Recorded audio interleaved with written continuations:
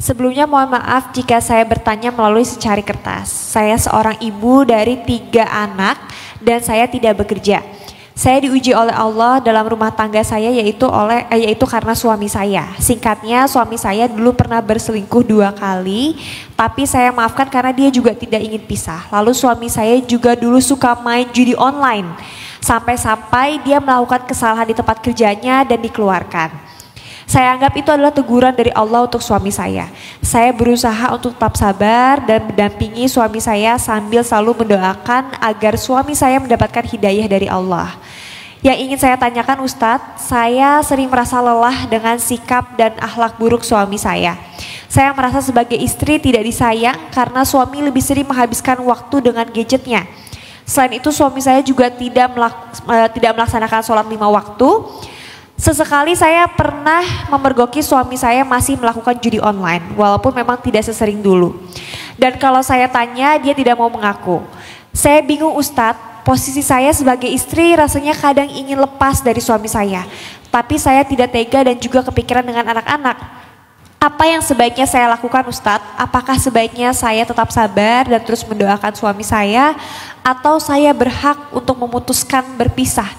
Mohon pencerahannya Ustadz. Terima kasih. Wassalamualaikum warahmatullahi wabarakatuh. Sebelum istri ini mengambil haknya, lakukanlah satu ikhtiar terakhir. Semoga ikhtiar ini akan sedikit demi sedikit memperbaiki keadaan suaminya. Coba mulai hidupkan kembali majelis ilmu di rumah. Rumah-rumah kaum muslimin ini masih jarang sekali punya budaya majelis ilmu. Kita cenderung memaknai majelis ilmu itu di luar saja. Ada majelis taklim, ada kajian, ada tabligh akbar, ya. Cuman itu majelis ilmu. Padahal para sahabat dulu tuh menghidupkan majelis ilmu di rumah-rumah mereka dengan majelis yang kecil, dengan majelis yang lebih sederhana, dengan majelis yang lebih singkat tapi rutin. Coba lakukan itu. Karena salah satu cara mendatangkan para malaikat, mengundang para malaikat menaungi rumah kita itu adalah dengan majelis zikir, majelis ilmu. Karena ilmu itu isinya kan zikir tentang Allah, tentang Islam. Jadi malaikat akan datang menaungi rumah kita, lalu turunlah keberkahan-keberkahan dengan doa-doanya para malaikat. Coba hidupkan majelis itu. Apa yang kita perlu lakukan? Beli satu buku. Mungkin salah satunya yang saya rekomendasikan itu beli kitab Riyadhus Shalihinnya Imam Nawawi. Beli kitab hadis Riyadhus Shalihin. Karena itu yang paling gampang, paling mudah, tapi isinya luar biasa. Jangan beli yang singkat ya, beli yang agak tebal, yang memang ada penjelasannya. Karena ada juga yang 1 jilid, itu nggak ada penjelasan, singkat dan kita susah ngerti. Mending beli yang beberapa jilid. Kalau nggak bisa langsung beli berjilid-jilid, beli jilid pertama dulu, dicicil. Tapi yang berjilid-jilid emang beli jilid pertama dulu. Nanti baca caranya. Pilih satu waktu yang pasangan kita pasti ada di rumah. Kemudian tempat yang paling nyaman di rumah yang mudah dia dengar.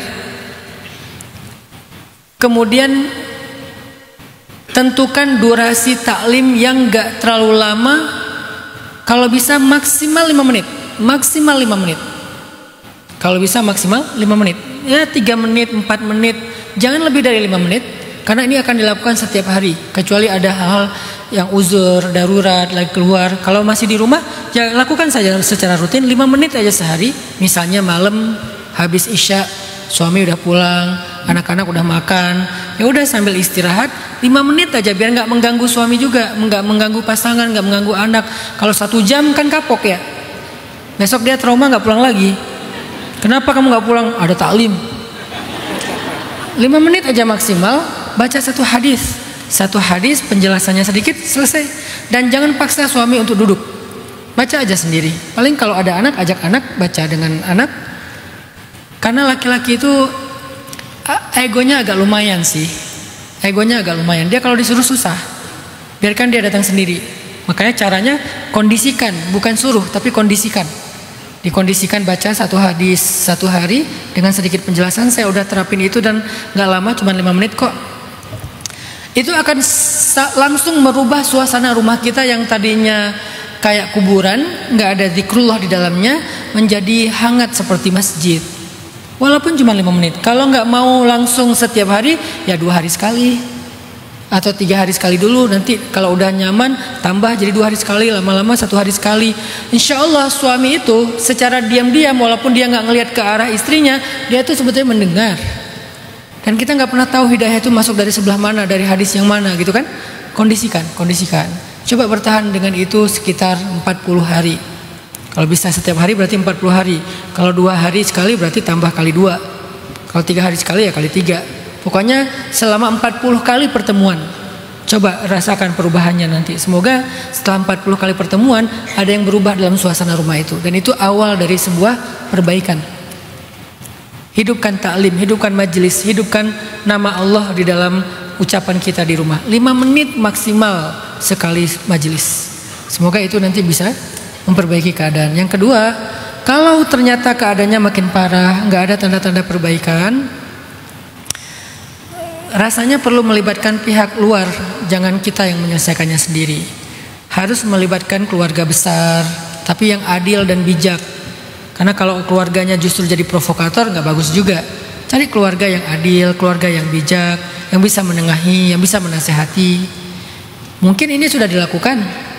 Cari teman yang bisa nasihatin dan ngingetin dia. Walaupun sekarang orang kadang-kadang nggak punya teman yang baik kayak gitu. Temannya tuh cuma teman dunia, teman kerja, teman karir, teman main. Jarang ada teman akhirat. Padahal teman akhirat itu penting juga untuk menasihati kita. Kalau itu juga nggak berubah, dengan ikhtiar-ikhtiar ini itu nggak berubah, maka istikharah. Semoga Allah memberikan petunjuk apa yang terbaik untuk melanjutkan hidup kita. Karena ada ungkapan kayak gini, dan saya agak lumayan setuju dengan ungkapan ini, walaupun ini nggak bisa dengan mudah dilakukan ya. Ini ada kondisi yang sangat darurat untuk menerapkan ini.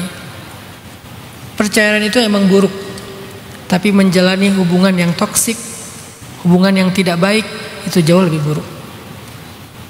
Tapi kan nggak bisa pakai dalil ini kata Ustaz Hanan. Akhirnya semuanya gampang untuk mengambil langkah bercerai. Kan kondisinya sangat rumit, yang nggak ada. Makanya dalam Al-Quran itu kenapa ada surat perceraian at-talaq? Karena emang ada perkara rumah tangga yang memang solusinya ya bercerai. Walaupun bercerai itu yang paling Allah nggak suka, tapi kadang solusinya emang bercerai. Bahkan sahabat, ada 2 orang sahabat yang soleh-soleha, usia pernikahan mereka cuma 1 tahun cerai. Siapa mereka? 2 Z, Zaid dan Zainab. Zaid bin Harisah dan Zainab binti Jahsy. Zainab nanti menikah dengan Rasulullah. Zaid menikah dengan perempuan yang lain yang kemudian dikaruniai anak yang sangat hebat, namanya Usama bin Zaid. Jadi artinya apakah mereka nggak soleh? Soleh. Dua-duanya soleh-soleha. Apakah mereka berbuat dosa? Enggak. Tapi emang nggak cocok. Kalau diterusin saling menyakiti. Karena nggak cocok, sehingga Allah mentakdirkan mereka saling bertemu selama 1 tahun untuk belajar hal-hal tentang masalah rumah tangga. Mungkin disiapkan, karena Zainab juga disiapkan untuk Rasulullah. Cara disiapkannya, ya dia harus punya pengalaman yang berat dulu dengan Zaid. Allah punya banyak rahasia. Tapi itu menunjukkan bahwa kadang memang perceraian itu solusi, apalagi kalau udah menyangkut dengan keselamatan, dengan kekerasan, dengan perbuatan yang tercela. Contoh, misalnya suaminya melakukan dosa di luar yang membawa penyakit ke rumah. Itu terjadi di tempat saya di Bandung. Awal tahun kemarin ya, di berita tuh ada sekian puluh ibu-ibu rumah tangga kena HIV. Padahal mereka perempuan yang baik-baik di rumah, nggak kemana-mana, karena dibawa penyakitnya oleh suaminya yang jajan di luar. Ini kalau nggak cerai apa solusinya? Daripada menulari penyakit kepada istri dan anak-anaknya kan? Kalau udah kena suaminya positif gara-gara dia melakukan dosa di luar itu, ya gimana lagi coba?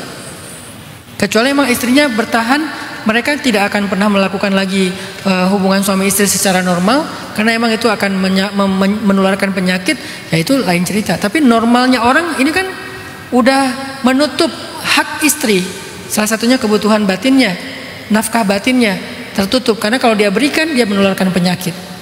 Begitu juga nanti keturunan, jadi nurunin penyakit. Gimana coba kalau udah kayak gitu?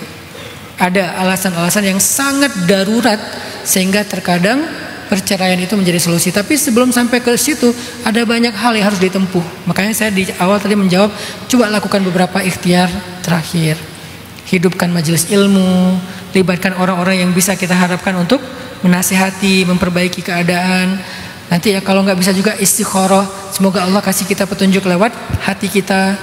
Kalau terpaksa banget karena kondisinya semakin buruk, ya gimana lagi? Selamatkan apa yang bisa kita selamatkan, diri kita, anak-anak kita. Kalau emang semakin buruk, toh mungkin itu jadi pelajaran buat dia benar-benar sadar, kan masih bisa rujuk misalnya. Semoga tapi nggak sampai ke langkah itulah. Dengan ikhtiar-ikhtiar tadi udah bisa memperbaiki keadaan insya Allah.